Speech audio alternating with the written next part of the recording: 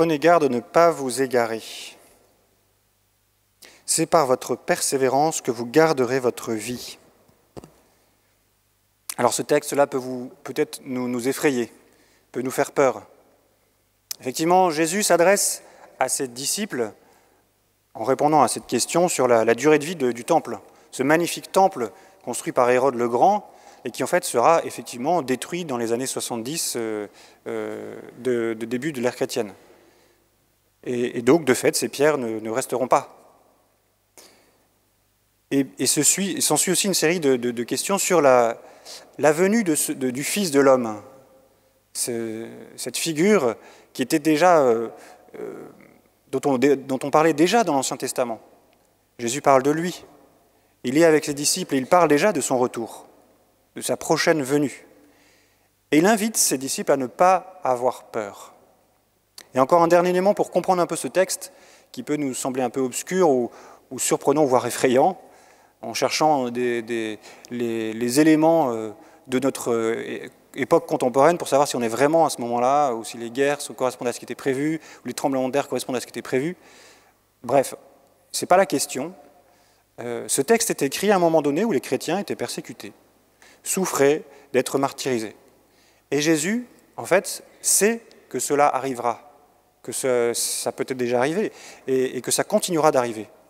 Et donc il invite ses disciples à garder le cap et à croire toujours à cette victoire du Christ qui est acquise en fait.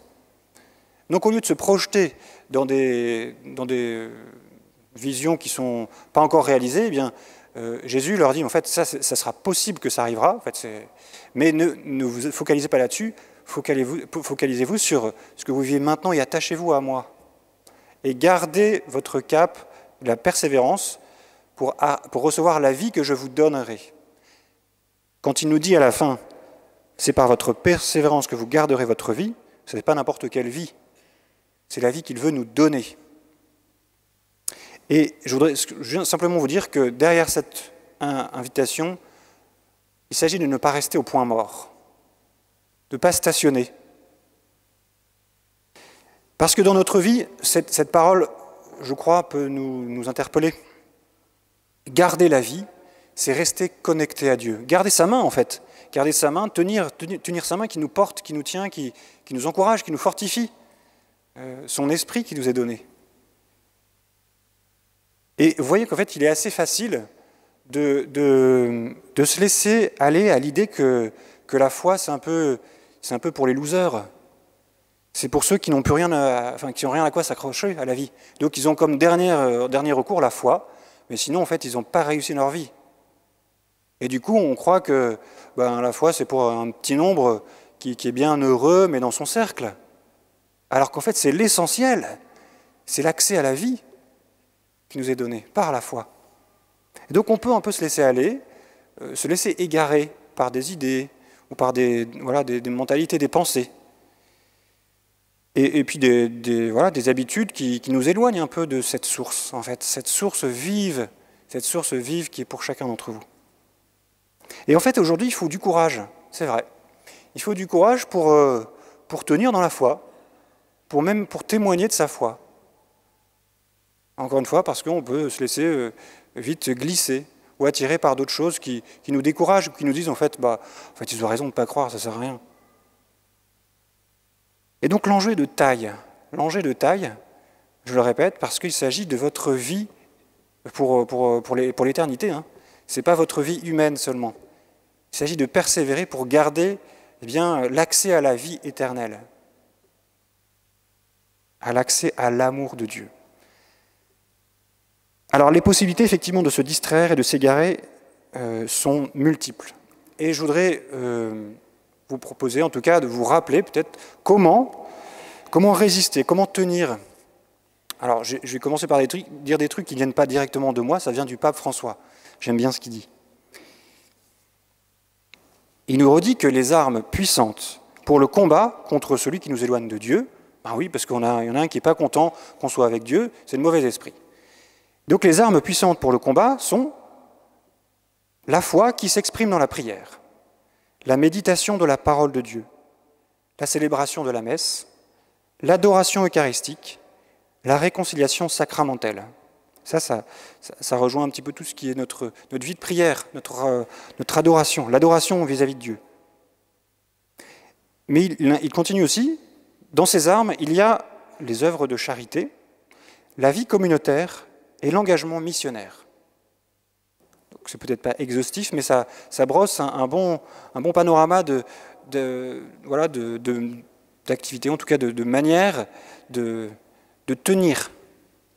Et il poursuit en disant que le progrès du bien, la maturation spirituelle et la croissance de l'amour sont les meilleurs contrepoids au mal. Voilà une manière de se déterminer, enfin une manière de résister, c'est de se déterminer à grandir, à ne pas rester au point mort.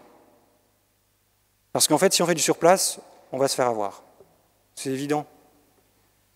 Si on reste au point mort, si on se contente de peu, si on arrête de rêver que le Seigneur peut nous combler, qu'on peut donner tout au Seigneur, et si on croit qu'on a déjà perdu le combat, en fait, on a perdu. On est déjà sur le point de perdre. Alors peut-être quels sont vos points morts? Quels sont à vous vos points de stationnement où on a l'impression de tourner en rond? Eh bien, je ne vais pas non plus tout détailler, mais dans notre relation à Dieu, vous pouvez peut-être avoir l'impression que dans votre vie de prière, ça stagne. Ou alors il n'y a rien qui se passe, que c'est un peu morne, où il n'y a pas de goût. J'arrive pas à trouver le feeling que j'avais avant. Qu'est-ce qui se passe? C'est Dieu me laisse, m'abandonne. Qu'est-ce que j'ai fait? Eh bien, voilà, c'est des questions qui sont légitimes, mais par rapport à votre vie de prière, si vous avez l'impression de stagner, demandez l'Esprit Saint, demandez-le, suppliez-le, persévérez. En fait, c'est vraiment un exercice d'espérance, la vie de prière. Là où vous avez l'impression qu'en dehors de la vie de prière, vous avez besoin d'encouragement, eh bien, soignez votre prière. Ne mettez pas la prière au dernier plan. Mettez-la en priorité, vraiment, s'il vous plaît. Parce que c'est là où votre espérance va gagner d'un cran. Votre foi va grandir. Et vous aurez cette clarté dans le cœur, peut-être cette clarté dans l'intelligence pour choisir de faire les bons choix et avancer avec assurance, vraiment. Peut-être que dans votre vie, vous avez aussi l'impression de stationner parce que vous retombez un peu dans les mêmes ornières. Alors il est possible que ce soit lié à une variété de choses. Les causes sont multiples, mais il peut y avoir des blessures. Mais en tout cas, s'il vous plaît, ne restez pas seul. Un pas qui peut être fait, c'est d'en parler à quelqu'un, de vous confier à quelqu'un. Surtout, ne restez pas seul avec ça. Et ça demande du courage de se confier. Quand quelque chose est lourd en nous et qu'on a l'impression qu'on aurait la honte d'en parler, ne restez pas seul. En fait, c'est un piège de se laisser aller à l'idée d'être seul et puis de vouloir se débrouiller tout seul. C'est un piège et on tombe assez facilement, c'est vrai. Alors, ayez le courage d'aller voir quelqu'un, un ami de confiance peut-être, un prêtre ou une personne qui pourrait vous accompagner et qui pourrait peut-être vous rediriger vers d'autres personnes, mais ne restez pas seul. Pour avancer avec assurance et discerner peut-être le petit pas qui vous aidera à avancer. Et à ce moment-là, effectivement, on pourra être un peu plus assuré pour témoigner de notre foi. Vous voyez, donc là, dans l'Évangile, c'est assez hard. Il parle des persécutions qui viendront de nos parents, nos amis, nos proches, et qu'on sera livré. C'est dur, c'est dur.